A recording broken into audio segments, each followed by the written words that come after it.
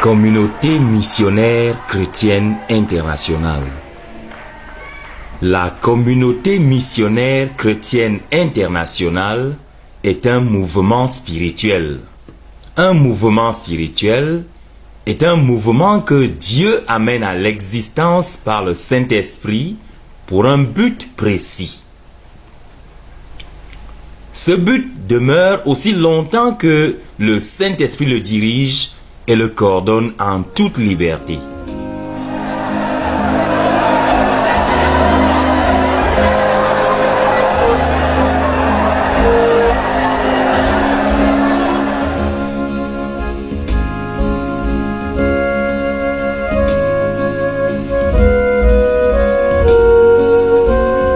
La communauté missionnaire chrétienne internationale est un mouvement réunissant des personnes soumises à la Seigneurie de Jésus-Christ et qui lui rendent une obéissance totale en toutes choses. C'est un mouvement regroupant des personnes qui marchent avec Dieu et servent le Seigneur à partir du débordement de leur relation avec lui. Un mouvement rassemblant des personnes qui cherchent à être remplies du Saint-Esprit sur une base quotidienne. La communauté missionnaire chrétienne internationale est un mouvement engagé au gagnement des âmes, à la formation des disciples et à l'implantation des églises dans chaque localité et dans chaque nation du monde. C'est un mouvement engagé à susciter, à former et à envoyer des missionnaires dans toutes les nations pour le salut des peuples de ces nations. La communauté missionnaire chrétienne internationale a été appelée à apporter sa contribution au réveil mondial promis par Dieu par l'enseignement dispensé aux saints réveillés, les rencontres dynamiques quotidiennes avec Dieu, la formation des disciples et le compte rendu. Ayant reçu de Dieu un but, elle est engagée à la poursuite et à l'accomplissement de ce but qui est de prêcher l'évangile dans la puissance du Saint-Esprit à 10 milliards de personnes dans notre génération et d'en amener 1 milliard à connaître Jésus-Christ comme Seigneur et Sauveur. Ce milliard de personnes seront faites disciples pour obéir à Christ en toutes choses d'ici à l'an 2065. Le désir d'apporter l'évangile aux hommes de notre génération était le débordement de la connaissance de la mort rédemptrice de Jésus-Christ sur la croix et aussi de la puissance de l'évangile à sauver radicalement. La communauté missionnaire chrétienne internationale est le débordement du ministère apostolique du professeur Zacharias Tanefomum, leader fondateur de ce mouvement.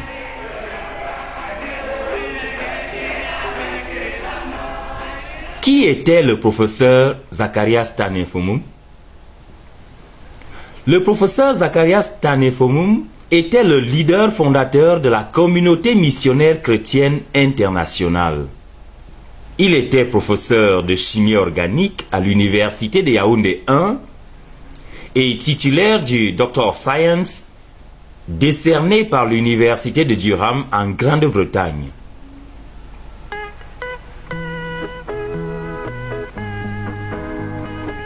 Le professeur Zacharias Tanefomum, communément appelé Frère Zach par les frères de la communauté missionnaire chrétienne internationale, est né au Cameroun le 20 juin 1945.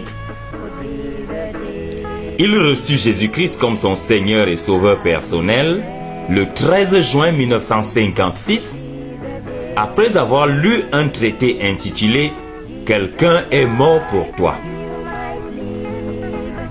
Ayant été conduit au Seigneur à travers un traité, la puissance de la page imprimée comme outil indispensable pour apporter l'évangile au peuple de la terre pesait continuellement dans son cœur. Major steps in my spiritual progress were tied to the printed page. La plupart des étapes majeures dans mon progrès spirituel étaient liées ou sont liées à la page imprimée. Before I turned 11, Avant que je n'ai eu 11 ans, I was given that tract, someone died for you. Ce traité-là m'avait été donné. Quelqu'un est mort pour toi. And that's how I came to my encounter with the Lord Jesus Christ. Et c'est comme ça que j'étais venu à ma rencontre avec le Seigneur Jésus-Christ. When I was 21, Lorsque j'avais 21 ans, I read the book, j'avais lu un livre, Go For Me to China. Va pour moi en Chine. It was a testimony of Hudson Taylor, the famous missionary. C'était le témoignage de Hudson Taylor, le fameux missionnaire. That's how the missionary vision was born in my heart. Et c'est comme cela que la vision missionnaire naquit dans mon cœur. That same year, Et cette même année-là, I read the book, Power Through Prayer. j'avais lu un livre, Puissance par la prière. And that's how I began to learn to pray. Et c'est ainsi que je commençais à apprendre à prier. Every step in my life Chaque étape dans ma vie has been tied to a new breakthrough through the printed page. a été liée à une nouvelle percée à travers la page imprimée. If I were not the leader of the work, Si je n'étais pas le leader de l'œuvre, I would be a bookseller. je serais vendeur de livres. Plus tard, il se consacra au Seigneur Jésus-Christ et à son service par un acte d'abandon absolu de sa vie à Dieu le 1er octobre 1966, alors qu'il était étudiant à l'université de Furabe à Freetown, en Sierra Leone.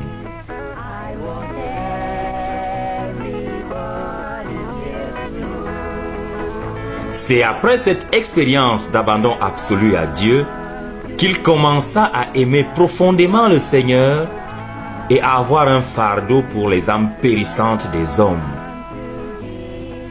Listen, Brian, Hör zu, Bruder.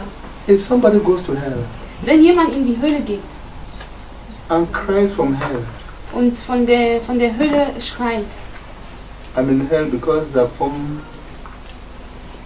used shirts that he could have sold and invested in my salvation. und sagt, ich bin in der Hölle, weil Safon eine Hemd behalten hat, die er hätte verkaufen können, um meine Seele zu retten.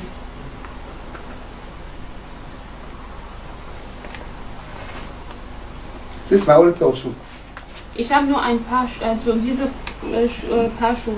but the shoes that have come, I've sold them Die Schuhe, die ich bekommen habe, habe ich verkauft, to invest the money quickly into the perishing souls of men. um das Geld so schnell wie möglich in das Evangelium zu investieren und in die Seele der sterbenden Menschen zu investieren.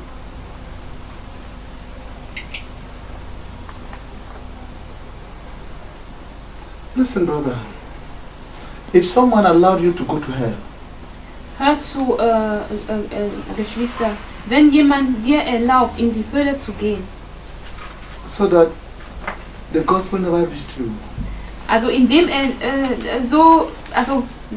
wenn das Evangelium dich nicht erreicht so that you became a candidate for hell, und dadurch bist du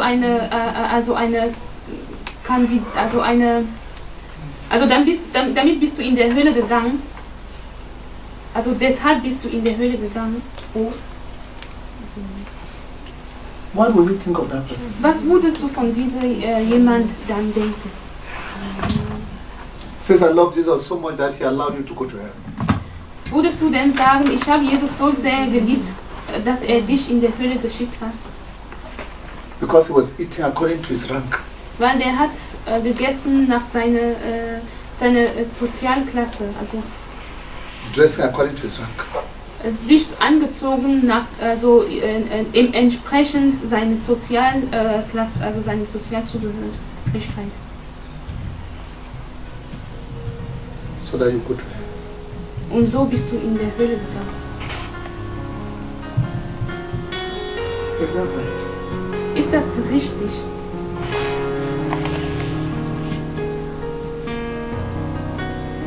That you should eat comfortably so that someone perishes. Dass du gemütlich isst, eine gute Sache ist, nicht von guter Sache ernährst.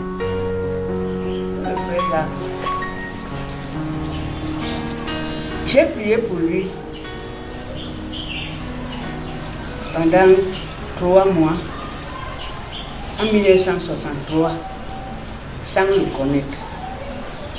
Parce que j'étais à une réunion, la conférence des églises de toute l'Afrique en Ouganda.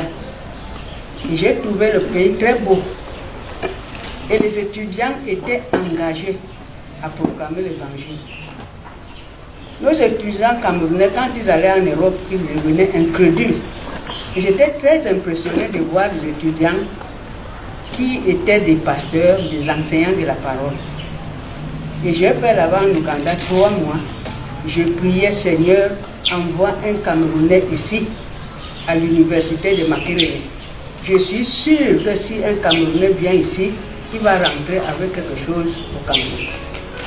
Pendant ses études doctorales à l'université de Kampala en Ouganda, il dut confronter la nécessité d'être rempli du Saint-Esprit comme prérequis exigé par le Seigneur pour un gagnement efficace des âmes. Le frère Zach se tourna vers Dieu dans la prière, cherchant à être rempli du Saint-Esprit. Le 24 octobre 1970, il fut rempli du Saint-Esprit. Après que le Saint-Esprit fut descendu sur lui, il eut une liberté inhabituelle dans la prière et un fardeau pour les perdus qui l'ont poussé à l'évangélisation personnelle au sein du campus de l'université de Makerere et dans les rues de Kampala en Ouganda. When the Holy Spirit came upon me, Quand le Saint-Esprit était venu sur moi, the gift of evangelism was imparted to me. le don d'évangéliste m'avait été imparti. Because I went to Kampala. Parce que j'étais allé, On the streets of Kampala. sur les rues de Kampala 3 or 4 times a week. 3 ou 4 fois par semaine. It's from 7 p.m. to about 9 or 10 or 11. De 19h jusqu'à environ 21h ou 22h ou alors And then 23h. about 500 people to the Lord. Jusqu'à ce que j'avais conduit environ 500 personnes au I've talked Seigneur. about how I ran after sinners. J'ai parlé de comment je courais après les pécheurs. When the Holy Spirit came upon me, Quand le Saint-Esprit était venu sur moi, I already loved God. j'aimais déjà Dieu. But there was a mad love for God. Mais il y a eu un amour fou pour Dieu. The day the Holy Spirit came upon me, Le jour où le Saint-Esprit était venu sur moi, I went and preached. j'étais allé prêcher. When I came back, I had my first all-night prayer meeting. Et quand j'étais revenu, j'avais eu ma première nuit de prière seule. Particulièrement quand le Saint-Esprit est descendu sur lui, c'est là où il a reçu le ministère d'intercession. Comme il a dit, il y avait des moments, en 1970, après que le Saint-Esprit soit descendu sur lui, il passait 8 heures en prière d'affilée. Et sans se fatiguer, il ne se rendait même pas compte. Il a raconté une instance où il priait. Il a prié pendant des heures. Son camarade, un de ses amis est venu s'agenouiller avec lui. Son ami a prié 2 heures de temps et il s'est en allé et il ne s'est même pas rendu compte tellement il était emporté dans la prière. I grew rapidly in the Lord. J'avais grandi rapidement With the dans le Holy Spirit Seigneur, coming upon me. avec le Saint-Esprit venant sur moi. I began to cast out demons. J'ai commencé à chasser les démons. I remember in one school, Je me souviens dans un établissement,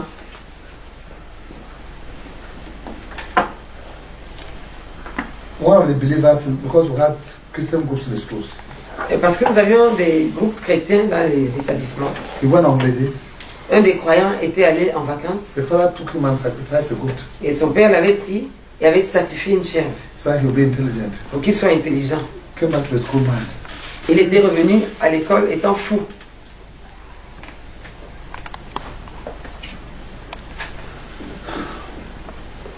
I was the unofficial leader of the youth. J'étais le dirigeant non officiel des jeunes. Because you really don't minister by appointment. Parce qu'en fait, en réalité, on ne rend pas ministère par nomination. But I was, the brethren wrote to me that I should come quickly. Mais les frères m'avaient écrit demandant que je vienne rapidement. Because this fellow was rolling mad. Parce que ce gars-là They locked him in a room. était en pleine crise de folie. On l'a enfermé dans une chambre. When I got there, Quand je suis arrivé là-bas, I took him to a teacher's home that was staying. je l'ai amené dans l'appartement pour enseignants où je vivais. I battled with the demons Je me suis battu avec les démons for 2 relentless hours. pendant 2 heures sans relâche. He fell down, delivered. Le garçon est tombé à terre, délivré. I fell down exhausted. Et moi, je suis tombé au sol exténué.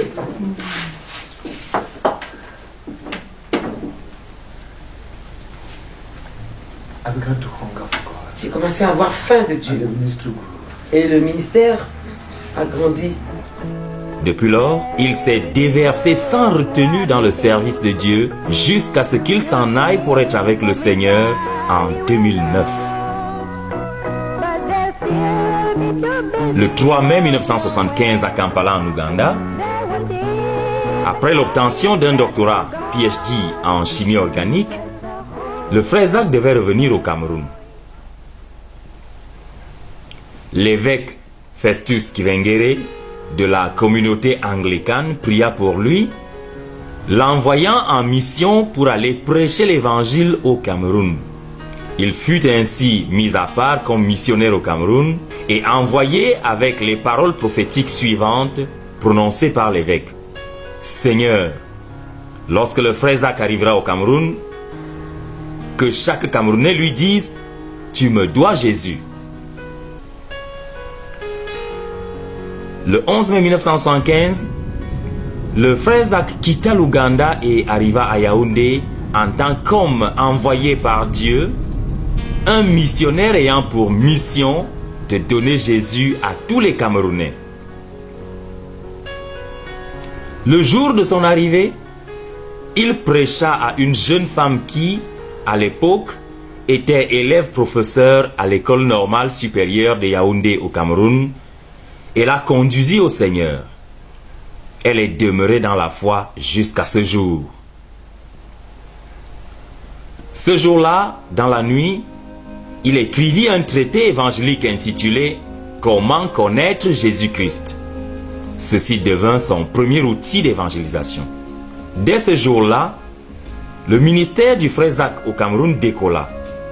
Il utilisait toutes les opportunités qui se présentaient à lui pour prêcher l'évangile. Et chaque fois qu'il prêchait, il le faisait de toutes ses forces. The pride of a man's heart is an abomination to God. L'orgueil du cœur d'un homme est une abomination. He scattered the pride. He scattered the proud of heart and brings them totally to nothing. Il disperse les orgueilleux et les réduit à néant.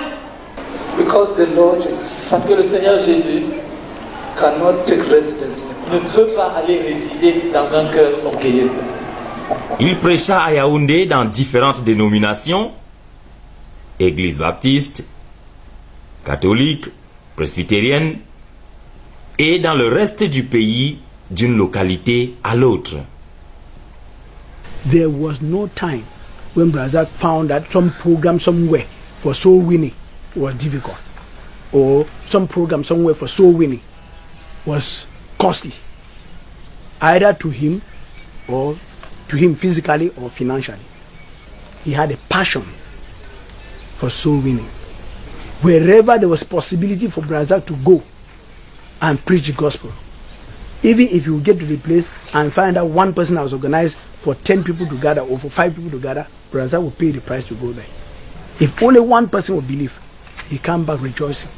You can be able to count about 1,000 localities of Brazil visit. If it was not what was ahead, he would not take the risk of driving on such terrible road where after Ambarmayo, there it was Ambam, we spent about 100 meters inside mud, driving inside water. I remember moment that we went there because the ferry would not carry our car. We had to hire small boat, small canoe, in order that Brazil would enter with little children, pedaling him to cross the river.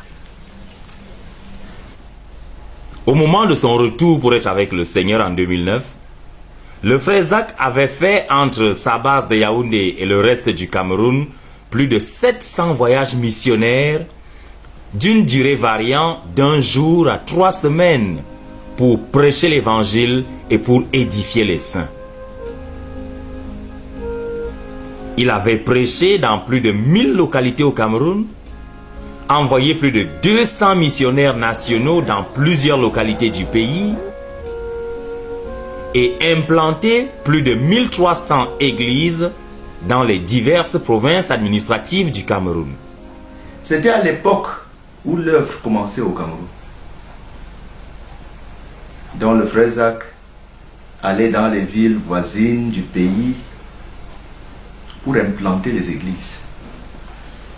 Et j'avais le privilège, premièrement, de l'accompagner dans ces différentes villes. Donc c'est ainsi que nous allions en Balmayo, que nous allions à Obala, que nous allions à Bafia, à Douala, presque toutes les églises alentour de Yaoundé. Je sais comment elles ont été implantées. En Anga et Boko. Je sais par exemple qu'à Obala, c'était si violent que parfois on prêchait les portes et les fenêtres fermées. Je me souviens un jour, on était à l'intérieur au début et le frère Zach prêchait. Il y a un caillou qui est passé par la fenêtre et a frappé l'un de nous, ici à la poitrine. À une autre réunion, toujours à Obala, c'était le point le plus violent. On avait fermé les portes et les fenêtres. Les populations étaient dehors, criant, ne voulant pas qu'on prêche. Et à un moment, nous nous sommes rendus compte que tout le monde toussait dans la salle. Et immédiatement, on a dû ouvrir le porte. Qu'est-ce qui s'était passé? Ils avaient écrasé le piment et avaient soufflé le piment sec dans la salle pour nous sortir de là.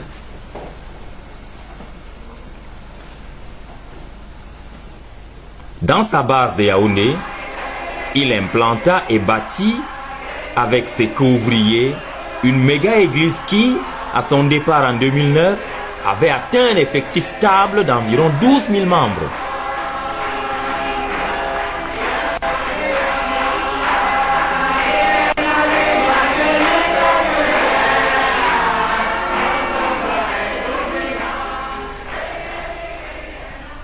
Cependant, le frère Zach n'était pas juste un ministre de l'Évangile.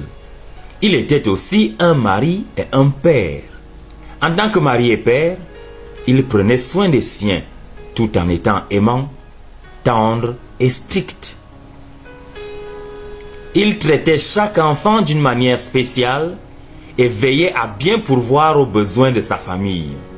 Dans sa maison, la dévotion familiale, moment où toute la famille et tous ceux de la maison communient autour de la Bible, reçoivent l'enseignement de la Bible et prient, était une loi immuable, qu'il soit à la maison ou non. Dieu et la parole de Dieu occupaient une place centrale dans la maison. Il était très amical et arborait un sourire chaleureux, charmant et accueillant. Le frère Zach s'intéressait beaucoup aux gens. En dépit de l'énorme pression sous laquelle le mettait l'appel de Dieu dans sa vie et son emploi de professeur d'université, il était très sensible aux besoins des gens. Le frère avait un ministère de compassion qui se manifestait notamment par un souci particulier pour des gens qui souffrent, des gens en détresse, des gens dans des problèmes. Par exemple, lorsqu'il revenait de certains voyages, les gens pouvaient être rassemblés en grand nombre à Etougébé pour l'attendre. Mais quand il arrive parfois d'un long voyage venant d'Europe, des pays africains, parfois après avoir passé des jours, des semaines, il peut arriver qu'il est d'abord parti à l'hôpital pour rendre visite à quelqu'un. C'est un moment, il quitte la nuit de paix, il saute dans la voiture pour aller rendre visite à une veuve, à des orphelins. C'est un moment après les réunions d'enseignement. Après toute cette fatigue, après toutes les activités de la journée, Il faut rester longtemps pour rendre ministère aux gens, prier pour les malades, conseiller. Et après certaines campagnes d'évangélisation, de délivrance, sa réjouissance n'était pas tant ceux qui avaient été délivrés, guéris, mais il avait de l'agonie pour ceux-là qui n'avaient pas été guéris, pour ceux-là qui n'avaient pas été délivrés. Il consacrait du temps aux gens, aux individus, et faisait tout ce qui était en son pouvoir pour satisfaire les besoins des personnes nécessiteuses et souffrantes, ce qui lui coûtait grandement sur les plans émotionnels et financiers, mais aussi en temps. Il avait une capacité inhabituelle de se réjouir avec ceux qui se réjouissaient et de pleurer avec ceux qui pleuraient. Il avait un grand cœur et pardonnait à ceux qui l'offensaient profondément. Il partageait sa vie avec les gens. Il était aussi très discipliné avec le temps et avec l'argent. Il s'appliquait à la discipline dans l'utilisation du temps. Comme j'ai dit, une des choses, c'était racheter le temps pour mettre dans la prière. Racheter le temps pour être avec Dieu. Et il avait vu l'importance du temps tel que il y avait des moments. Il disait même que lorsque il veut voyager, que les gens ne viennent pas l'attendre parce que c'est gaspiller le temps de Dieu. Et il y avait des moments où, dès qu'on finissait une réunion, il disait à personne que personne ne le suive. Parce qu'il voulait racheter son temps pour être seul avec Dieu. Et il était très méticuleux avec l'utilisation du temps. Il n'était pas quelqu'un, bien qu'il aimait beaucoup les gens, mais il y avait des moments où il était très strict. Tu pouvais penser que celui-ci n'aime pas les gens. Mais c'était juste parce qu'il voulait racheter le temps pour être avec Dieu. Et comme il voulait travailler très dur, quand il se couchait, parfois il disait après 5 minutes, il faut qu'on me réveille. C'était une discipline et il disait que 5 minutes de sommeil, c'est déjà suffisant. Donc la discipline, ce n'était pas juste pour être discipliné, c'était parce qu'il voyait le temps de Dieu précieux et il voyait le temps comme quelque chose qui doit être mis dans Dieu et dans l'œuvre de Dieu. Il était très simple, propre et ordonné. On pouvait le voir même à sa main d'écriture. Il était transparent et partageait avec les siens ses joies, ses peines, ses difficultés, ses batailles de foi et la vision de l'appel de Dieu dans sa vie.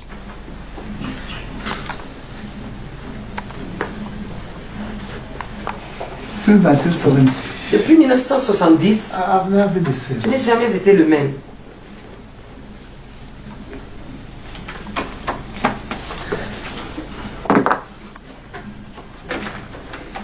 At 28, À 28 ans, I was speaking at the highest meeting in Uganda. j'avais été orateur dans la réunion la plus élevée en Ouganda. The Uganda Keswick Convention. La convention ougandaise de Keswick. Before that meeting, I fasted for 3 days. Avant cette réunion-là, j'avais jeûné pendant 3 jours. Where we were staying, my neighbor was a senior lecturer in physics. Là où nous habitions, mon voisin était un chargé de cours en physique. He was at the meeting. Il était à la réunion. Mr. Professor Kemgere, I took the first lesson.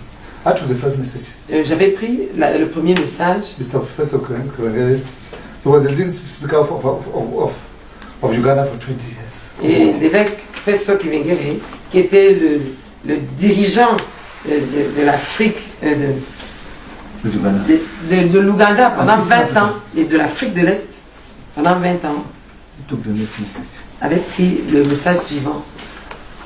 When I came home, quand j'étais rentré à la maison, Dr. Blethill, my neighbor, came and said, le docteur Blethill, mon voisin, était venu et il avait dit, you may not know it, tu pourrais ne pas le savoir, but as we were speaking, the Holy Spirit was flowing and filling the room. mais pendant que tu parlais, le Saint-Esprit coulait et remplissait la salle.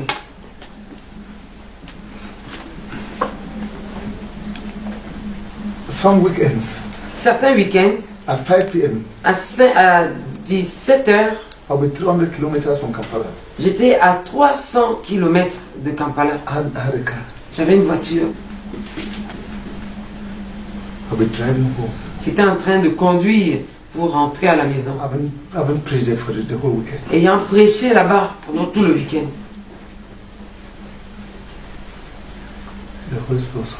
Le Saint-Esprit était sur moi. Et puis j'étais venu et l'œuvre avait commencé.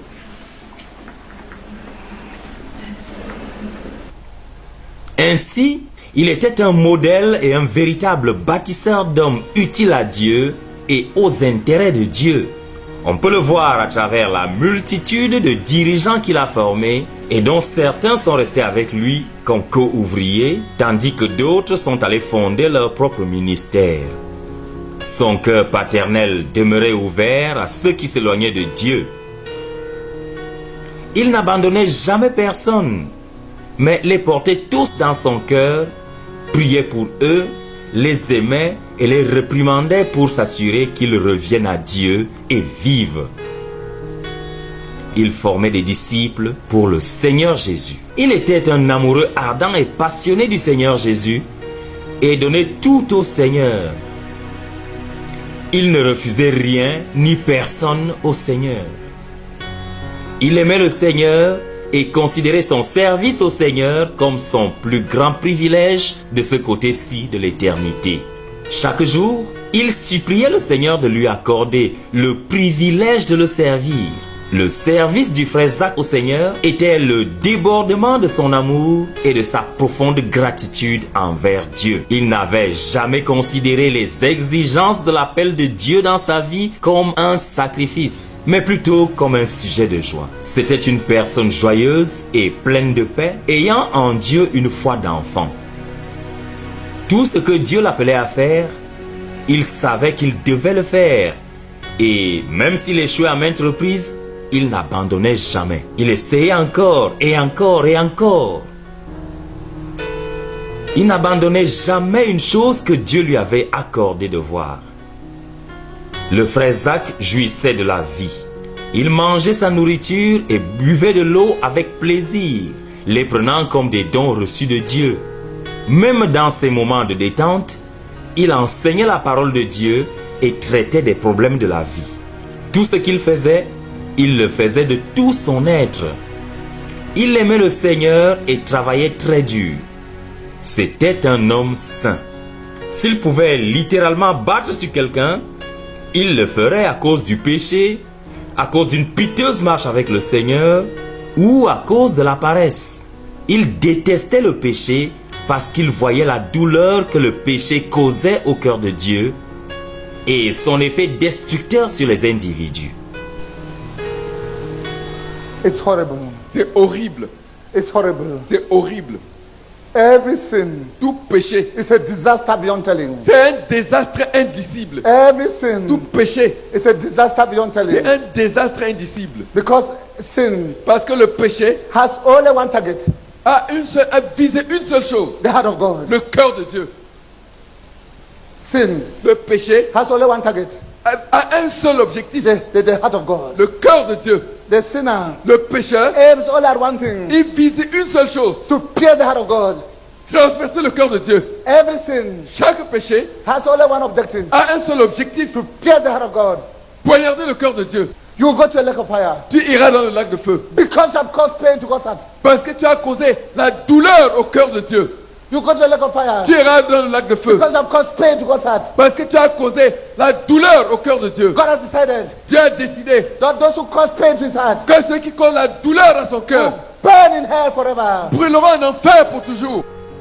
En même temps qu'il portait ses lourdes responsabilités spirituelles, le frère Zach poursuivait sa carrière académique avec un sens d'excellence. Il fut major de sa promotion en licence S-Sciences et obtint un prix du Fourah Bay College à l'université de Sierra Leone en octobre 1969.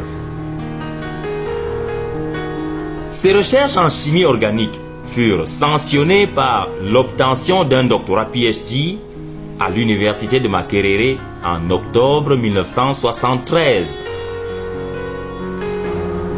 Ses publications scientifiques, évaluées par l'université de Durham en Grande-Bretagne, furent distinguées comme des travaux de grande envergure. ce qui lui valut le diplôme de Doctor of Science, DSc, en octobre 2005. En tant que professeur de chimie organique à l'université de Yaoundé 1, le frère Zach a supervisé et co-supervisé plus de 100 mémoires de maîtrise et thèses de doctorat et a été co-auteur de plus de 160 articles parus dans les meilleures revues scientifiques internationales. Il considérait la recherche scientifique comme un acte d'obéissance au commandement de Dieu d'assujettir la terre, dans Genèse 1, verset 28. Il savait aussi que le Seigneur Jésus est le Seigneur de la science, car par lui toutes choses furent créées, Colossiens 1, 16.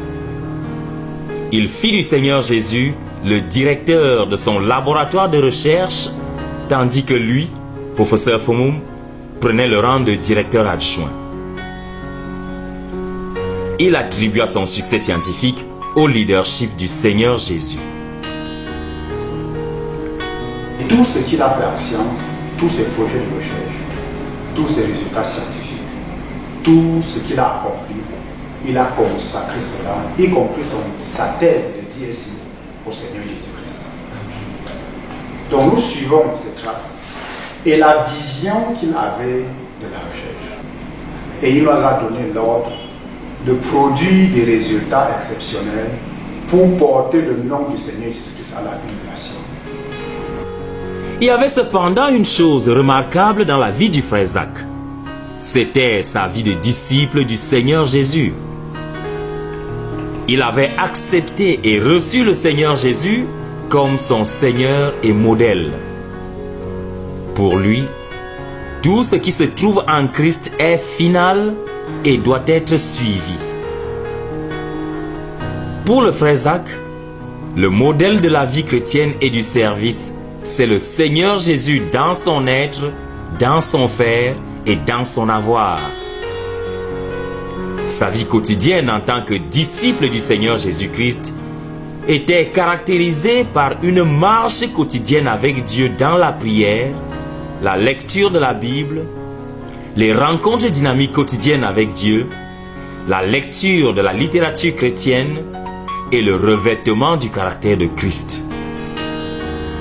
C'était un homme qui avait faim de Dieu et qui, par conséquent, cherchait Dieu, connaissait Dieu, obéissait à Dieu, aimait Dieu, servait Dieu et prenait grand plaisir à plaire à Dieu. Und sie investieren ihr Geld.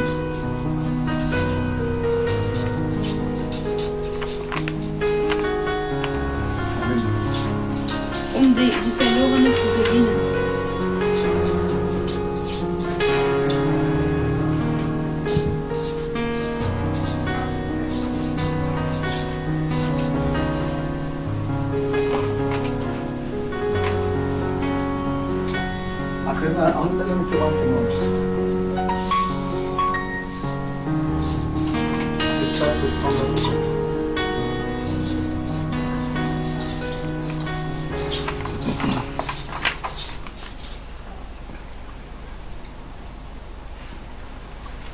It starts with hunger for God. Es fängt mit Hunger für Gott an. Hunger and thirst. Hunger und Durst. Hunger and thirst for God. Hunger und Durst für Gott. Talk about hunger and thirst for God. Erstens Hunger und those who hunger and thirst for God.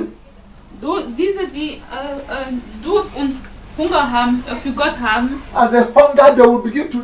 The hunger for God will lead to seeking God. Dass dieser Hunger und dieser Durst für Gott wird dazu führen, dass sie As they Gott seek Him, und dass they will find suchen, Him. Und während sie Gott suchen, werden sie ihn finden. As they find Him, und wenn sie ihn they gefunden will haben, know Him. werden sie ihn kennen. As they know Him, Und wenn sie ihn kennen, they will love Him. werden sie ihn lieben. As they love God, während sie Gott lieben, they will love the lost, because for God so loved the world, for God so loved the lost. Und dann, wenn sie Gott lieben, dann werden sie die Verlorenen lieben. And as they love the lost, Und wenn sie die Verlorenen lieben, they will give time to win the lost. Dann werden sie ihre Zeit investieren, um die Verlorenen zu retten. They give time to win the lost.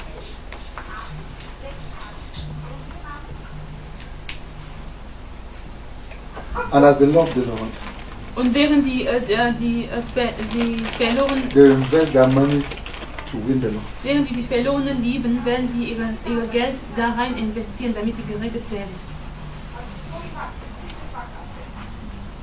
It starts here. Il manifestait son amour pour le Seigneur par une coûteuse obéissance à Dieu en toutes choses. Il était engagé à obéir à la parole de Dieu, à la parole de Dieu révélée par le Saint-Esprit dans son cœur et à la parole de Dieu transmise par d'autres. Il avait lu la Bible plus de 60 fois et avait lu plus de 1350 livres sur la foi chrétienne. Sa passion à connaître Christ et à le faire connaître aux autres l'avait conduit à écrire 150 livres chrétiens pour l'avancement de l'évangile de Christ. Après avoir donné une série d'enseignements sur les ABC de la vie chrétienne, il a dit qu'il veut produire, il veut faire dactylographier ces enseignements et produire des manuscrits pour donner à tous ceux qui étaient fidèles. Donc, il a mis par écrit ces enseignements qu'il donnait sur les ABC de la vie chrétienne. Il m'a demandé si je peux traduire le premier manuscrit qui était intitulé Le chemin de la vie. Listen, when we started in Yaoundé, Hört zu, wenn wir we rented a studio in Bogada. Als wir damals in Yaoundé angefangen haben, And I said, God, may the gospel go from this room to all the continents, to all the nations. Comme la puissance dépendait du Saint-Esprit, nous avons immédiatement établi que la prière devait être la priorité dans la production des livres. Donc nous avons ouvert une chambre de prière où chacun de nous allait prier chaque jour et où des amis du Book Ministry venaient également de dehors pour prier. Je devais prier pour la rédaction des livres. Il a écrit un bulletin de prière, comment accoucher 1 heure de rédaction. Parce que pour écrire un livre, il avait calculé qu'il lui faut au moins 100 heures pour se préparer et pour écrire. Il n'écrivait jamais la théorie. Il écrivait toujours ce qui avait été vécu dans sa vie. En tant qu'étudiant en doctorat, c'est là qu'il avait écrit son premier livre en 1976. Et c'était le livre Disciples coûte que coûte.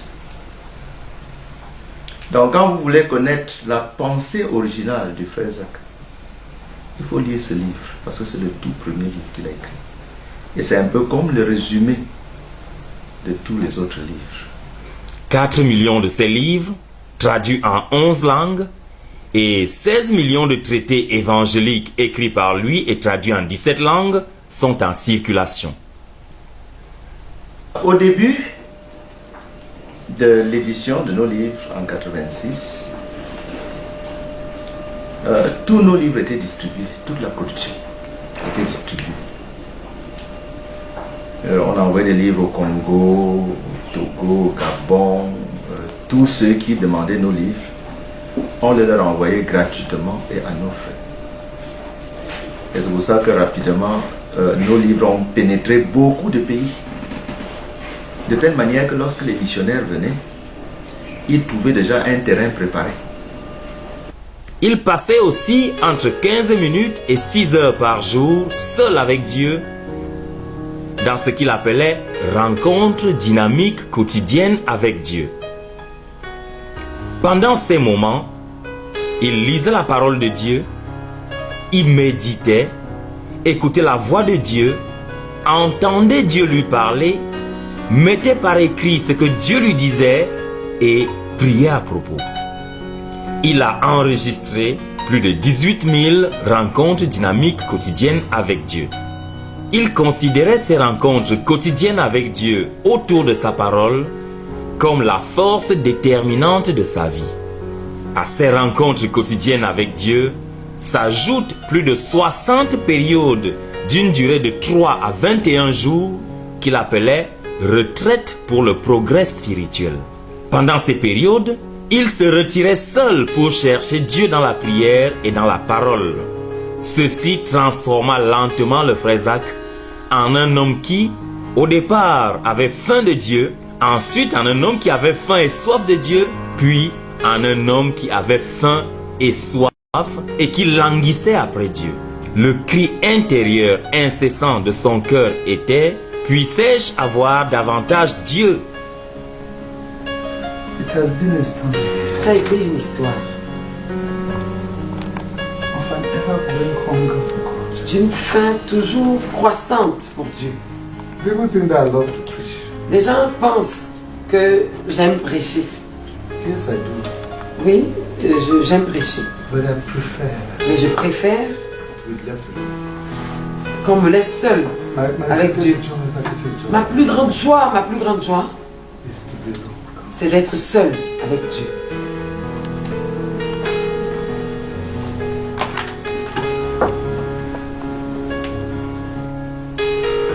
Le frère Zach considérait la prière comme le travail le plus important qui puisse être accompli sur terre pour Dieu et pour l'homme. Il croyait fermement que ce qui n'est pas fait dans la prière n'est pas fait du tout. C'était un homme de foi qui croyait que Dieu exauce les prières et donc il priait. Des sujets de prière écrits, il avait plus de 50 000 exaucements enregistrés et il entreprit plus de 100 marches de prière d'une distance allant de 5 à 47 km dans des villes et métropoles à travers le monde. Il enseignait intensément et profondément sur la prière à partir des Écritures, des vies et des enseignements d'hommes qui ont marché avec Dieu et de sa propre vie. Il écrivit aussi plusieurs livres sur la prière. Il s'efforçait de plus en plus à connaître Dieu et à le mouvoir pour qu'il exauce la prière. Il suppliait pour que l'on prie pour lui. Il sautait facilement d'une conversation à la prière. Il accordait beaucoup de valeur à la prière et la plupart du temps, quand il se déplaçait en voiture, il priait avec ses compagnons de voyage pour quelques besoins de l'œuvre. Il mit des sujets de prière à la disposition de tous pour permettre à quiconque voulait prier pour lui, en 5 minutes ou plus, de le faire. Il mit aussi sur pied des chaînes de prière, des chambres de prière et des maisons de prière où davantage de prières étaient élevées à Dieu, et ceci de manière toujours plus croissante. When you see a non-praying leader, you lead a non-praying church. Quand on voit un dirigeant qui ne prie pas, il va diriger une église qui ne prie pas. Like leader, like church. Tel dirigeant, telle église. Whatever excuses you give now Quelles que soient les excuses que tu peux être en train de donner maintenant for your superficial praying, pour justifier ta prière superficielle, ta manière superficielle de prier. one thing I want to tell you, Une chose que je voudrais te dire, you may accomplish 0.1% of what God intended you to accomplish. c'est que tu pourrais accomplir 0,1% de ce que Dieu voulait que tu accomplisses. Before Jesus Christ prayed the Holy Spirit to come upon him, Avant que Jésus-Christ ne prie pour que le Saint-Esprit vienne sur lui, until he has torn heaven by prayer, jusqu'à ce qu'il ait déchiré les cieux par la prière and torn hell by fasting, et déchiré l'enfer par le jeûne, he did not preach one sermon. il n'avait pas prêché un seul sermon. He knew he had to deal with God Il savait qu'il fallait qu'il traite avec Dieu and deal with the enemy et qu'il traite avec l'ennemi before he would deal with man. avant de traiter avec l'homme. Oh, may God give us men of God Oh, puisse Dieu nous donner des hommes de Dieu, women of God, des femmes de Dieu, instead of men, au lieu des hommes, and women of men. et des femmes, des hommes. Le 12 mai 1975, un jour après son arrivée à Yaoundé, en provenance de l'Ouganda, il tint sa première nuit de prière avec 2 personnes. At the first all-night prayer meeting, Während das erste Gebetsnacht, we were 3 of us, wir waren 3 Leute. Sapriska, myself, and 1 person. Schwester Priska, meine Frau, ich selbst und eine dritte Person. And since that day, Und seit diesem Tag, there has never been any week when there's no one all night in Yaoundé. seit dieser Zeit, es hat nie eine Nacht gegeben, wo es keine Gebetsnacht gibt. Now all nights are every night. Jede Nacht gibt Gebetsnacht. La prière avait toujours été centrale dans sa vie. Les nuits de prière et les saisons de prière caractérisaient sa vie. Avec son équipe, il a tenu plus de 57 croisades de prière. Une croisade de prière est une période étendue d'une durée de 7 à 40 jours, pendant laquelle au moins 8 heures d'affilée sont investies par jour dans la prière. Ils firent aussi plus de 80 sièges de prière. Un siège de prière est une période de prière presque ininterrompue d'une durée allant de 24 à 120 heures. En 2006, lorsque l'œuvre avait pénétré la 50e nation, le Seigneur dit au frère Zach que la quantité et la qualité de prière pour l'œuvre devaient être proportionnelles à la croissance et à l'expansion de l'œuvre. Ainsi, sur instruction du Seigneur, le frère Zach commença à conduire les frères à prier chaque nuit à la base de Touguébé à Yaoundé, de 22h à 6h du matin, et plus tard, de minuit à 6h du matin. Il appela ces nuits de prière « Nuits de prière pour la conquête du monde ». S'inspirant du passage de Lévitique 6, verset 6, « Le feu brûlera continuellement sur l'autel, il ne s'éteindra point ». Il exhorta et chargea son équipe de prière de s'assurer que la prière soit élevée à Dieu chaque nuit à la base de l'œuvre qui à l'époque se situait à Etchegebe à Yaoundé pour soutenir l'œuvre grandissante à travers le monde. Il disait que la mesure spirituelle d'un homme, c'est pas sa vie de prière.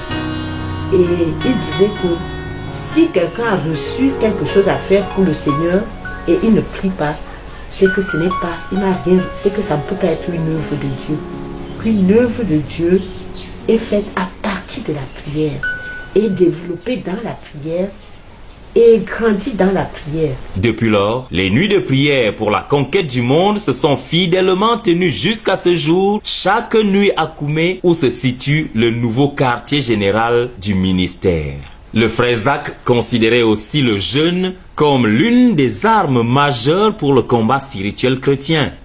Ainsi, il accomplit plus de 250 jeûnes d'une durée allant de 3 à 40 jours, buvant de l'eau et prenant des vitamines solubles dans l'eau pendant ces longs jeûnes. Le frère Zach vit l'importance de racheter l'argent et de l'investir dans l'évangile de gloire pour atteindre ceux qui n'ont pas Christ. Il choisit par conséquent de mener un style de vie de simplicité et de pauvreté auto-imposée afin que les revenus de sa famille soient investis dans l'œuvre. We have a house that we built in the past. கடந்த நாட்கள்ல கட்டப்பட்டது. We have put it on sale and we will give the proceeds 100% to Jesus Christ. நாங்க அந்த வீட்டை வித்துட்டு sold our house, வீட்டை வித்துட்டு அதை ஆண்டவருக்கு கொண்டு கொடுத்துட்டோம். There was a time we sold the carpet. Carpet, எங்க வீட்ல இருந்த கார்பெட்டை வித்தோம். We had a deep freezer and a fridge. The fridge was new. My wife sold it. Fridge வீட்டில் இருந்துச்சு, அது புது ஃப்ரிட்ஜ், டீப் ஃப்ரீசர், இந்த பொருட்கள் எல்லாம் குளிர்பானத்தில் பாதுகாக்கிறது, அதையும் வித்து ஆண்டவருக்கு கொடுத்துட்டோம். I came from Jenny. Somebody gave her a good briefcase. She sold it. நல்ல பிரீஃப் கேஸ் இருந்துச்சு, அதையும் வித்து ஆண்டவருக்கு கொடுத்தோம். Last time when I was here, brother bought me some good clothes. போன தடவை நான் இருந்த போது எனக்கு பாஸ்டர் நல்ல சூட் வாங்கி கொடுத்தார். Maybe he's asking why I'm not wearing them. அந்த சூட்டை ஏன் இவர் போடலன்னு பாஸ்டர் நினைச்சிட்டு இருப்பார். Brother, I sold them and I put them into the gospel. நான் அந்த சூட்டையும் கொண்டு போய் வித்து அதையும் போய் காணிக்கையில போட்டுட்டேன். இப்பதான் தெரியுது எனக்கு. I really did not know.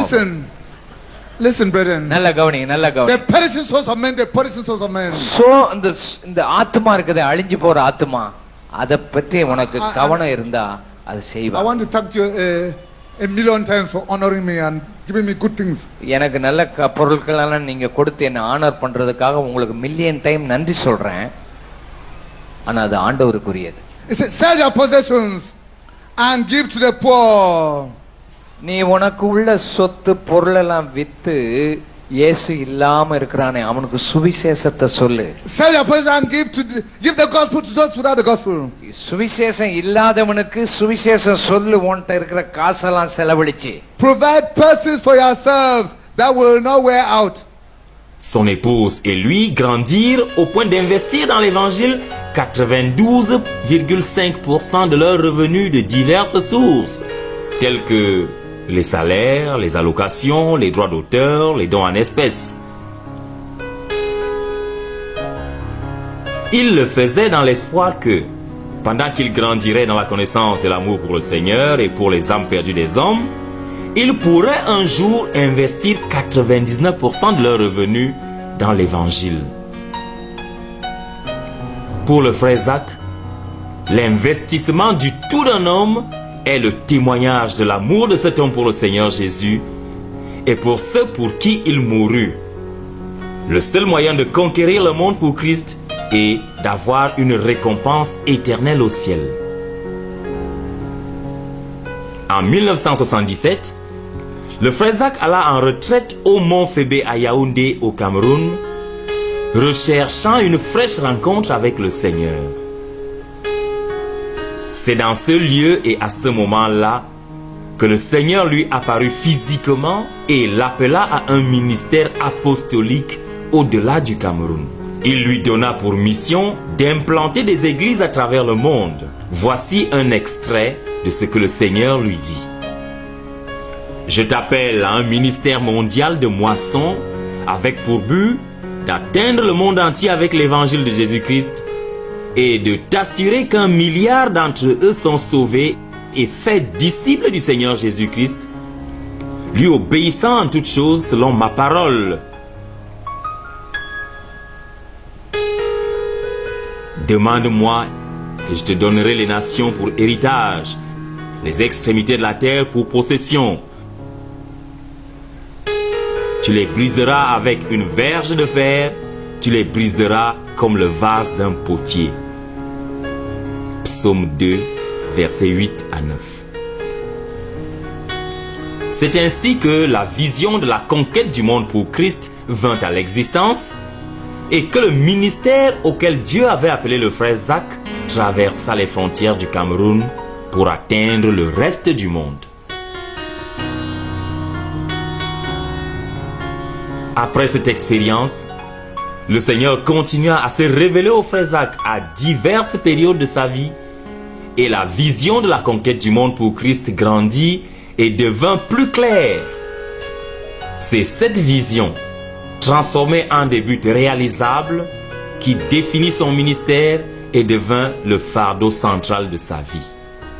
Il travaillait sans arrêt, voyageait beaucoup et œuvrait durement en prêchant, enseignant, bâtissant des hommes pour qu'ils connaissent et servent Dieu. Il guérissait les malades, chassait les démons des personnes oppressées et possédées et brisait les malédictions.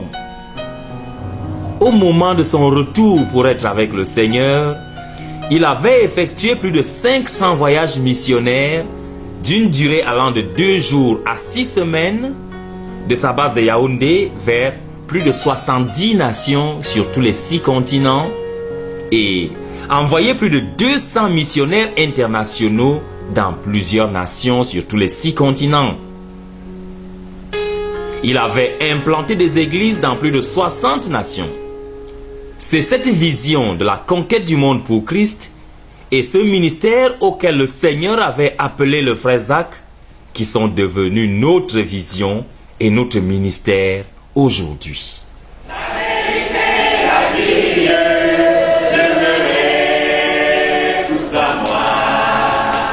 Le frère Zach n'avait pas seulement été appelé par Dieu comme apôtre de l'Évangile. Il avait aussi été appelé à un ministère distinct d'intercession. Le frère Zach initia des mouvements de jeûne et de prière et mena des batailles contre les principautés et puissances qui s'opposent au progrès de l'Évangile et aux buts globaux de Dieu. C'était là sa contribution unique au succès global de notre œuvre et à l'accomplissement du but total de Dieu pour notre génération. En 1987, quelques années après que le Seigneur ait rendu clair pour le frère Zach le but de notre ministère, le Seigneur commença à lui montrer les principautés qui se tiendraient comme obstacles à l'accomplissement du but. Ces principautés et puissances barraient la voie à l'accomplissement des desseins de Dieu dans notre génération. Dieu appela distinctement le frère Zach au renversement des principautés et puissances comme tâche à exécuter pour que notre but soit accompli. À propos du renversement du prince du communisme, qui tenait 2 milliards de personnes captives dans 30 pays, le frère Zach écrivit les lignes suivantes dans son livre « La pratique de l'intercession ». Le premier prince que le Seigneur nous appela à renverser est le prince du communisme. Au cours de mon premier jeûne de 40 jours, je fus transporté en esprit pour un tour du monde durant lequel le Seigneur me montra le pouvoir actuel du prince du communisme et ses plans pour la conquête du monde. Il me dit, le secret de la croissance et de l'expansion du communisme, c'est l'engagement absolu et le sacrifice total. S'il y a des personnes prêtes à s'engager à moi de manière absolue et à sacrifier tout pour moi dans une mesure au moins égale à celle du communisme, je travaillerai avec elles pour m'assurer que le prince du communisme est renversé. Plus tard, après beaucoup de prières et d'attentes devant Dieu, nous envoyâmes la lettre suivante à nos couvriers dans le Seigneur. Nous avons décidé, en réponse à l'invitation du Seigneur, de jeûner pendant 21 jours, ne buvant que de l'eau, du 10 au 30 décembre 1987. Nous demanderons à Dieu de faire de nous le genre de personnes qui peuvent coopérer avec lui pour le renversement du prince du communisme. Nous lui demanderons aussi d'en susciter plusieurs autres qui, à travers l'engagement absolu et le sacrifice total pour lui, seront utilisés pour renverser le prince du communisme. Je vous invite personnellement à vous joindre à nous dans ce jeûne. La pratique de l'intercession, page 185. Au 17e jour du jeûne, le 26 décembre 1987, le Seigneur dit au frère Zach que le but du jeûne avait été atteint, que le prince du communisme avait été renversé. Ses couvriers et lui devaient par conséquent arrêter le jeûne. Ils se réjouirent et louèrent Dieu, s'étant privés de 51 repas. Des frères de plusieurs pays participèrent à ce jeûne. Environ 90% d'entre eux étaient du Cameroun. Une fois de plus, le 23 octobre 1988, le frère Zach convoqua un autre jeûne de 21 jours pour prier pour les sujets suivants. 1. L'ouverture des pays communistes et des cœurs de leur population à l'évangile de gloire. 2. que des centaines de millions de Bibles et de livres chrétiens soient déversés dans les pays communistes et qu'ils soient traduits en chinois, en russe et en d'autres langues parlées dans les pays communistes. 3. Que des multitudes d'apôtres, de prophètes, d'évangélistes, de pasteurs et d'enseignants consacrés et sanctifiés soient envoyés dans les pays communistes. 4. Que parmi les croyants des pays communistes, des apôtres, prophètes, évangélistes, pasteurs et enseignants soient suscités pour travailler dans les pays communistes. 5. Que l'Église dans les pays non communistes soit enflammée et zélée pour les églises des pays communistes. Le jeûne débuta le 5 décembre 1988. 1522 personnes issues de 23 pays participèrent à ce second jeûne.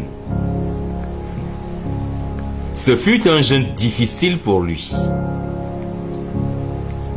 Le dernier jour du jeûne, le 25 décembre 1988, le Seigneur parla au frère Zach et lui dit: « Dis à mes enfants qui ont jeûné que j'ai accepté la contribution qu'ils ont apportée pour s'assurer que mon fils exalté ait une victoire totale dans le monde communiste.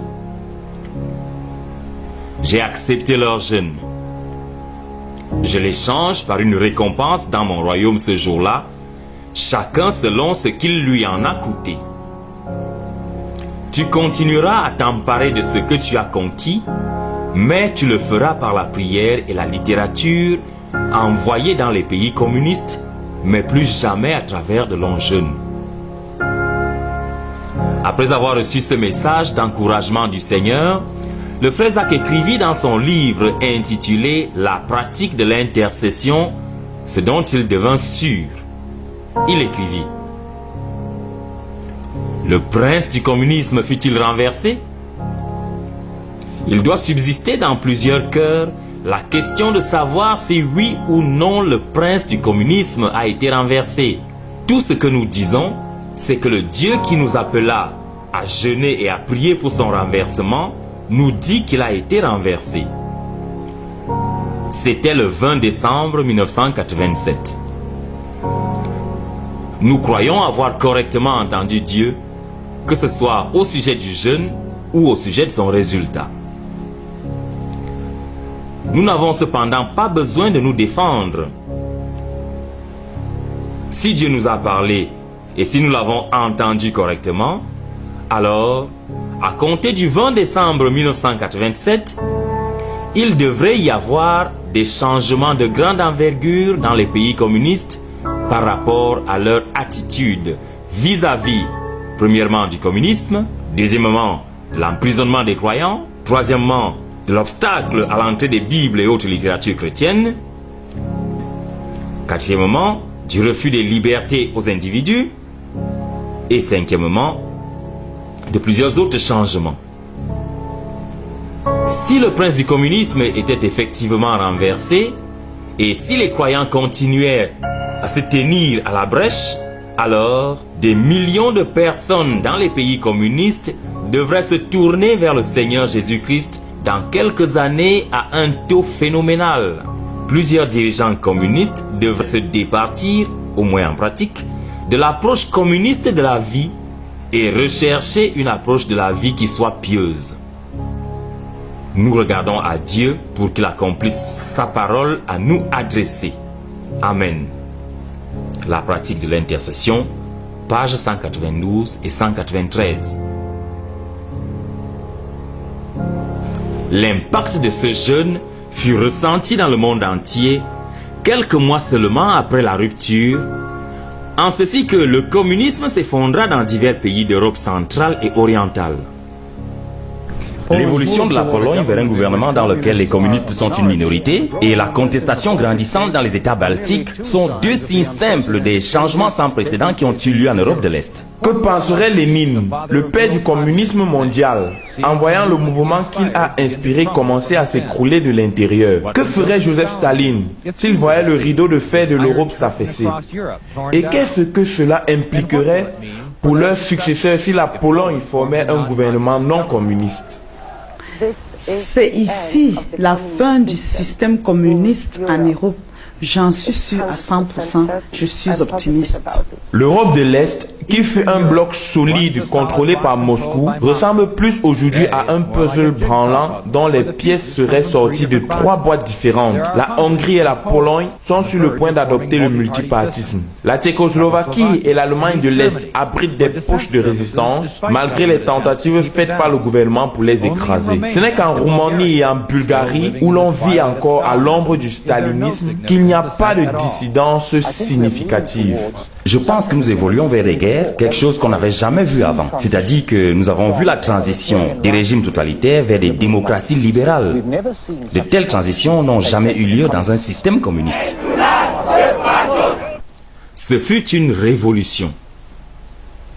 Un article intitulé « Révolution de 1989 » tiré du site www.wikipedia.org, encyclopédie libre sur Internet, enregistra les séries d'événements qui se déroulèrent dans plusieurs pays communistes en 1989. Il y est écrit: les révolutions de 1989 furent des révolutions qui renversèrent les régimes communistes dans divers pays d'Europe centrale et orientale. Les événements débutèrent en Pologne en 1989 et se poursuivirent en Hongrie, en Allemagne de l'Est, en Bulgarie, en Tchécoslovaquie et en Roumanie. L'un des facteurs communs à la plupart de ces événements était l'usage abondant de campagnes de résistance civile, démontrant l'opposition populaire au maintien du régime du parti unique et contribuant à la pression pour le changement. La Roumanie fut le seul pays du bloc oriental où le renversement du régime communiste se fit avec violence. Parmi les révolutions anticommunistes les plus connues, il y a la chute du mur de Berlin qui apparut comme l'ouverture symbolique vers la réunification allemande qui eut lieu en 1990. Le mur de Berlin était un mur construit par la République démocratique d'Allemagne en 1961 pour séparer l'Allemagne de l'Ouest démocratique de l'Allemagne de l'Est communiste. La chute de ce mur, le 9 novembre 1989, apparut comme l'ouverture symbolique vers la réunification allemande qui eut lieu en 1990. L'Union soviétique fut dissoute vers la fin de l'année 1991, ce qui aboutit à la déclaration par 14 pays de leur indépendance: l'Arménie, l'Azerbaïdjan, la Biélorussie, l'Estonie, la Géorgie, le Kazakhstan, le Kirghizistan, la Lettonie, la Lituanie, la Moldavie, le Tadjikistan, le Turkménistan, l'Ukraine et l'Ouzbékistan. Ce qui aboutit à la déclaration par 14 pays. Le communisme fut abandonné en Albanie et en Yougoslavie entre 1990 et 1992. Ce dernier pays s'étant scindé en 5 États qui lui ont succédé vers la fin de l'année 1992. La Slovénie, la Croatie, la Macédoine, la Bosnie-Herzégovine et la République fédérale de Yougoslavie, renommée plus tard Serbie-Monténégro, et scindée plus tard en 2 États, la Serbie et le Monténégro. La Tchécoslovaquie aussi fut dissoute 3 ans après la fin du régime communiste, se scindant pacifiquement en République tchèque et Slovaquie en 1992. L'impact fut ressenti dans des douzaines de pays socialistes.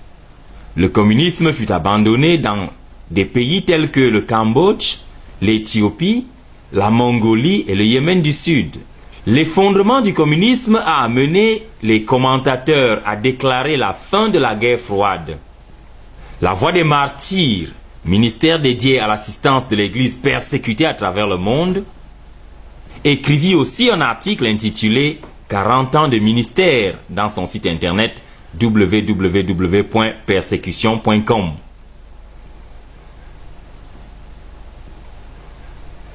Au jour où la Roumanie ouvrait nouvellement ses frontières en 1990, les travailleurs de la Voix des martyrs apportèrent, sans menace d'emprisonnement, des camions remplis d'aide et de matériel chrétien destinés au peuple de Roumanie et des autres pays libérés. Une imprimerie chrétienne et une librairie furent ouvertes à Bucarest en Roumanie et, en 1991, 10 tonnes de littérature et d'aide furent rapidement écoulées vers la Sibérie.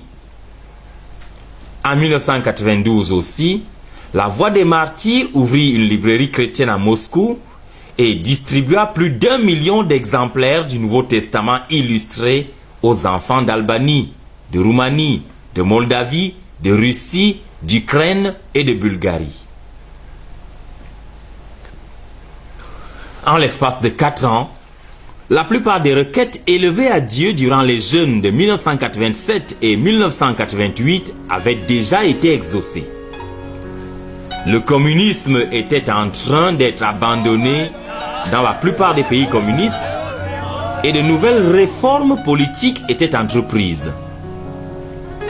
Les organisations chrétiennes et les églises étaient invitées par plusieurs pays anciennement communistes. Il leur était permis de distribuer des Bibles et de la littérature chrétienne dans plusieurs territoires communistes. La liberté de religion fut proclamée dans plusieurs territoires communistes et la persécution des chrétiens fut réduite. En vérité, le prince du communisme avait été renversé. Nous proclamons que le prince du communisme a été renversé et que Jésus-Christ est Seigneur. Amen. Dieu appela le frère Zach à jeûner et à prier pour le renversement d'autres principautés et puissances tenant des milliards de personnes en captivité, notamment le prince du Malsi, le prince du bouddhisme et le prince de l'hindouisme. Le Seigneur avait révélé au frère Zach que les armes spéciales contre ces principautés et puissances étaient des supralongs jeûnes, c'est-à-dire des jeûnes d'une durée allant au-delà de la durée normale des longs jeûnes. Il commença donc à faire des supralongs jeûnes. Il fit 3 jeûnes de ce type. Le dernier supralong jeûne du frère Zach prit fin le 13 mars 2009 lorsque le Seigneur lui dit que les 3 armées de méchanceté que sont le prince du Malsi, le prince du bouddhisme et le prince de l'hindouisme ont été démantelés. Le but de ce jeûne a été atteint. Alléluia! Dieu a remporté la victoire, fut le cri du frère Zach. Il arrêta le jeûne et envoya une lettre à tous les membres de la CMCI pour annoncer la victoire du Seigneur sur les 3 armées de méchanceté et la fin du supralong jeûne. Il était alors à Bamenda, le chef-lieu de la région du Nord-Ouest au Cameroun. Il écrivit « Alléluia! Dieu a remporté la victoire. Bien-aimés, gloire à Dieu. Les 3 armées de méchanceté ont été démantelées à minuit au 70e jour du supralong jeûne. Nous donnons toute la gloire à Dieu pour cette victoire. Cependant, la prière et le jeûne pour le réveil de chacun dans notre ministère continuent. La Pentecôte du 22 mars reste maintenant notre objectif et nous devons presser de l'avant dans la préparation. S'il te plaît, joins-toi à moi pour remercier le Dieu du ciel qui m'a transporté tout au long des 70 jours et nous a permis d'avoir la victoire sur les armées de méchanceté. Merci beaucoup pour ton soutien et tes prières qui l'ont rendu possible. Que la gloire soit à notre Seigneur Jésus, Sauveur et Roi qui est sur le trône. Alléluia. Amen. De ton bien-aimé depuis Bamenda, Zacharias Tane Fomoum. Plusieurs pourraient se poser la question de savoir si les 3 armées de méchanceté ont été effectivement démantelées. Tout ce que nous disons, c'est que le Dieu qui appela le frère Zach à jeûner et à prier pour le renversement de ces princes du mal, lui a dit qu'ils ont été démantelés. Si les 3 armées de méchanceté ont été effectivement démantelées, alors des millions de personnes aux abords de l'Afrique du Nord, du Moyen-Orient et de l'Asie, où vivent plus de 4,4 milliards de personnes, et dont 90% sont non évangélisés, et où l'islam, le bouddhisme et l'hindouisme occupent la place centrale, devraient se tourner au Seigneur Jésus dans quelques années à un taux phénoménal. Nous croyons que le frère Zach avait entendu Dieu correctement, à la fois à propos du jeûne et à propos de son résultat. Nous regardons au Seigneur pour qu'il accomplisse la parole qu'il a dite à son serviteur. Amen. Le 14 mars 2009, alors que le frère Zach était en route pour Bambili, une petite localité située dans la région du nord-ouest au Cameroun, pour faire une restitution à son professeur de littérature anglaise à propos d'une affaire qui s'était passée lorsqu'il était élève au secondaire dans les années 60, il aperçut un non-croyant qu'il connaissait mais qu'il n'avait pas vu depuis longtemps.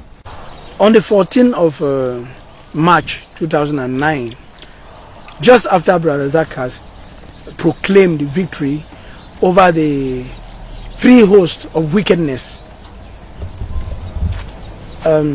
we left that morning, very early in the morning, with Brother Zach, Sister Colette Sisako, our national, who was Brother Zach's traveling secretary for the conquest of Cameroon, and myself on the steering. And we're driving to Bambili, a small locality a few kilometers from Bamenda.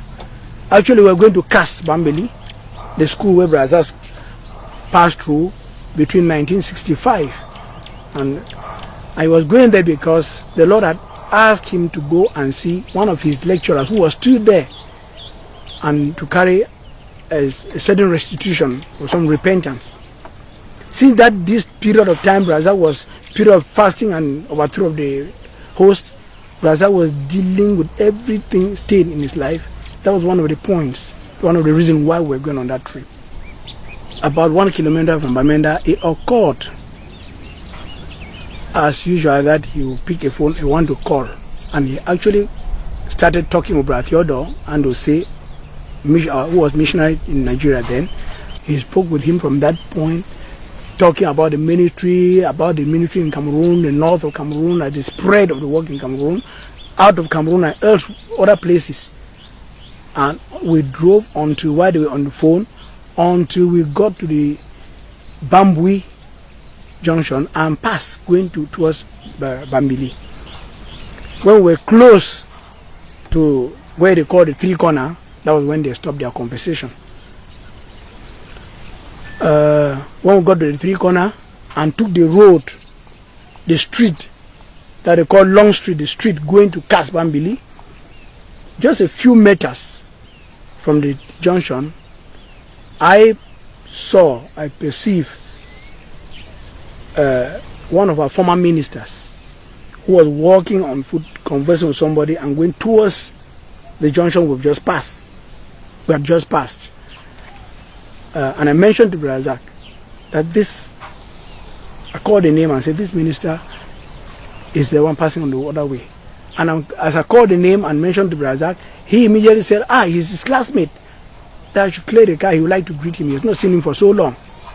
So that's I cleared the car, and Brother Zach came out of the car on his side and walked towards the back of the car in order to follow this classmate who was going towards the junction.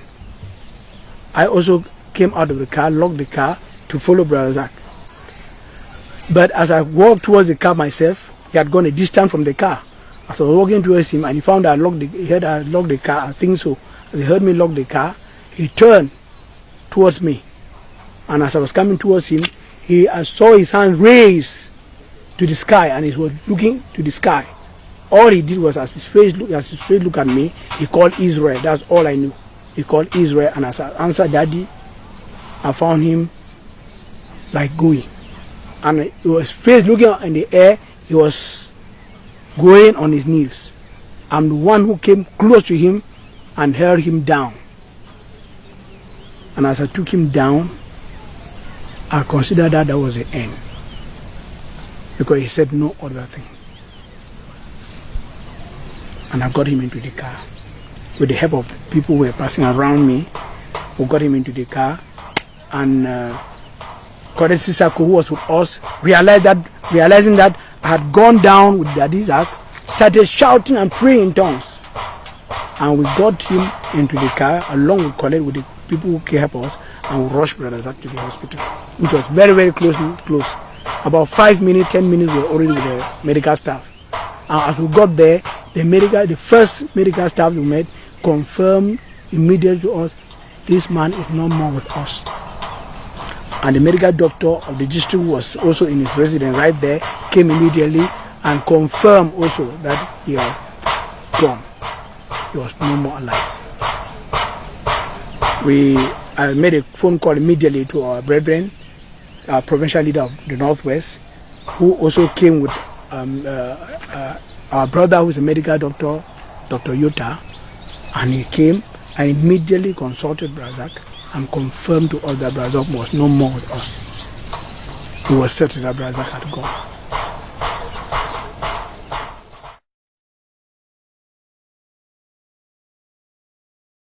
Nous pouvons véritablement dire du frère Zach qu'il avait combattu le bon combat, qu'il avait achevé sa course et qu'il avait gardé la foi. Gloire soit à Dieu pour une vie menée pour la gloire exclusive du Seigneur.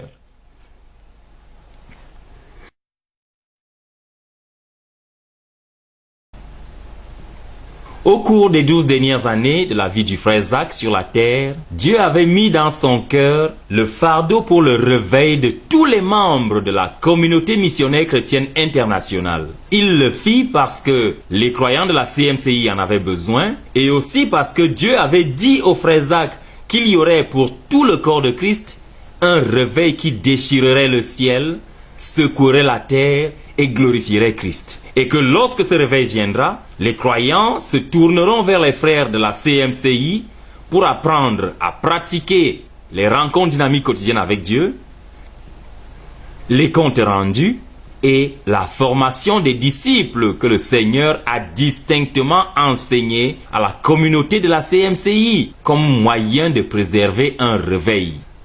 Le fardeau pressant du frère Zach était que tous, à la communauté missionnaire chrétienne internationale, cherchent à être remplis du Saint-Esprit et marchent avec Dieu chaque jour. L'homme rempli de l'Esprit, même dans sa plus profonde faiblesse,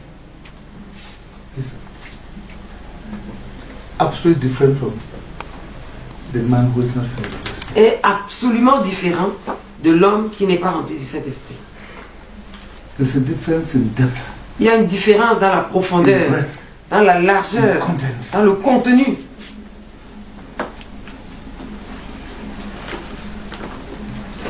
Je voudrais te supplier. Quel que soit ce que ça va coûter, quel que soit ce que ça va coûter, sois rempli du Saint-Esprit. En 2005, alors que le frère Zach rendait ministère au Congo-Brazzaville, le Seigneur l'encouragea à commencer le jeûne spécifique qu'il lui avait ordonné de faire. Le Seigneur lui dit qu'il commencera à réveiller les membres de la communauté missionnaire chrétienne internationale et il l'encouragea à presser dans le jeûne jusqu'à la fin. De même, en 2007, alors que le frère Zach était encore sous le fardeau du réveil du peuple de la CMCI, le Seigneur lui parla. Cette fois, il rendait ministère à Santa Cruz en Bolivie. le Seigneur lui donna un message pour tous les membres de la communauté missionnaire chrétienne internationale. Ce message était la réponse de Dieu au cri à lui adressé par le frère Zach pour qu'il envoie le réveil au peuple de la communauté missionnaire chrétienne internationale. Ce message était un commandement de Dieu au peuple de la communauté missionnaire chrétienne internationale d'envahir le monde avec l'évangile par l'évangélisation, le gagnement des âmes, l'implantation des églises, la guérison des malades, la délivrance des démons et le brisement des malédictions. Et ceci, quelles que soient leurs conditions spirituelles. Le Seigneur promit que si les croyants de la CMCI obéissaient à ce commandement, il commencerait à restaurer chacun d'entre eux à son premier amour pour le Seigneur et à son sentiment d'intimité avec Dieu.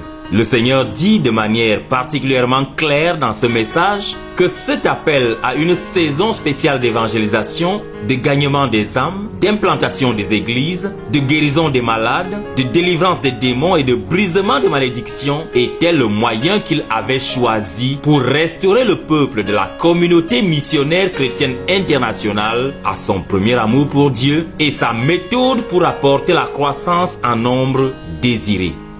Le Seigneur insista tant sur ce message qu'il déclara 2008 année d'évangélisation, de gagnement des âmes et d'implantation des églises à la communauté missionnaire chrétienne internationale. Le 31 mai 2008, alors que le frère Zach était en mission à Londres, le Seigneur lui parla encore. Cette fois-ci, le message était destiné aux missionnaires nationaux et internationaux. Dans ce message, le Seigneur commanda aux missionnaires nationaux et internationaux de notre œuvre de se retirer dans une retraite personnelle de 10 jours pour rechercher le revêtement d'en haut, préalable unique et non négociable au gagnement du plus grand nombre possible d'âmes qui demeurent.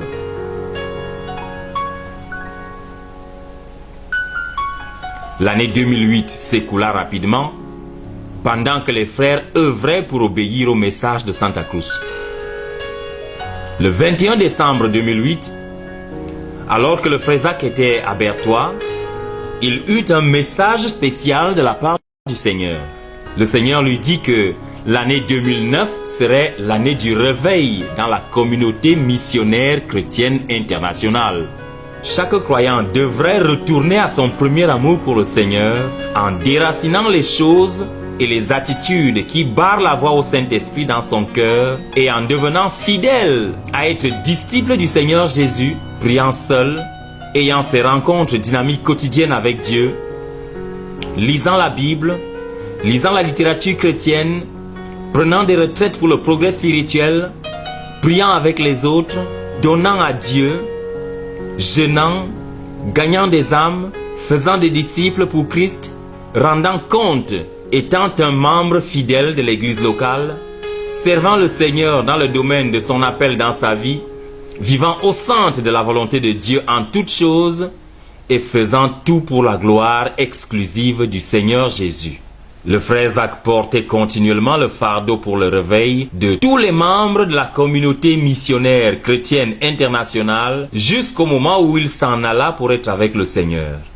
Partout où les gens ont cru et obéi aux directives prophétiques, le message de Brazzaville, le message de Santa Cruz, le message de Bertois, Dieu a agi selon sa parole prophétique. Gloire soit à Dieu! Le frère Zach est parti, mais son ministère se poursuit. Le frère Zach est parti, mais notre but n'est pas encore accompli.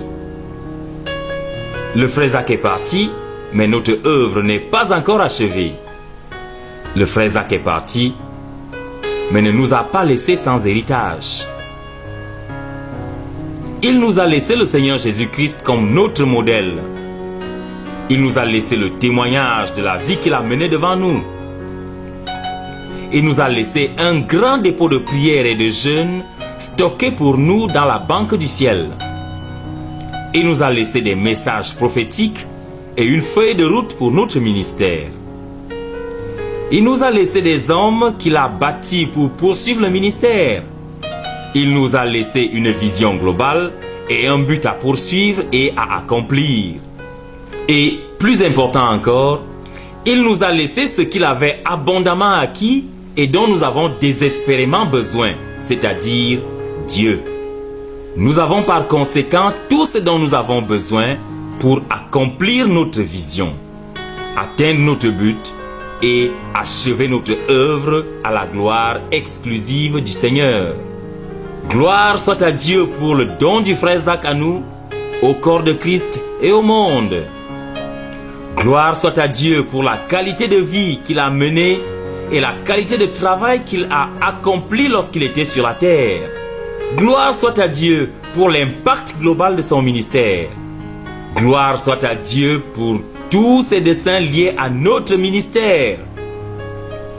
Que le nom du Seigneur soit à jamais loué pour tout ce qu'il a fait et continuera à faire dans notre ministère et à travers notre ministère pour la bénédiction du monde et de tout le corps de Christ dans notre génération, dans les jours à venir, dans les semaines à venir, dans les mois à venir, dans les années à venir, dans les décennies à venir et dans les générations à venir si le Seigneur Jésus tarde.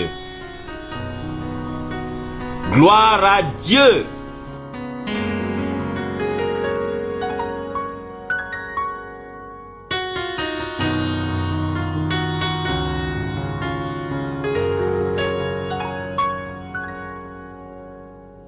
Oh, essuie tes larmes et vas à Damas. Lève-toi et prêche la bonne nouvelle. Je t'enverrai vers un homme nommé Ananias. C'est lui qui te dira ce que tu dois faire. J'ai compté sur Adam, j'ai compté sur Caïn, j'ai compté sur Jonas, mais c'était en vain. J'ai compté sur Judas, mais il m'a trahi. Va prêcher l'évangile, Paul, je compte sur toi. Seigneur, déjà 3 jours et je ne vois pas mon frère Ananias est tout près de moi. Il me dit, frère Paul, le Seigneur du ciel m'envoie pour te guérir et t'ouvrir les yeux.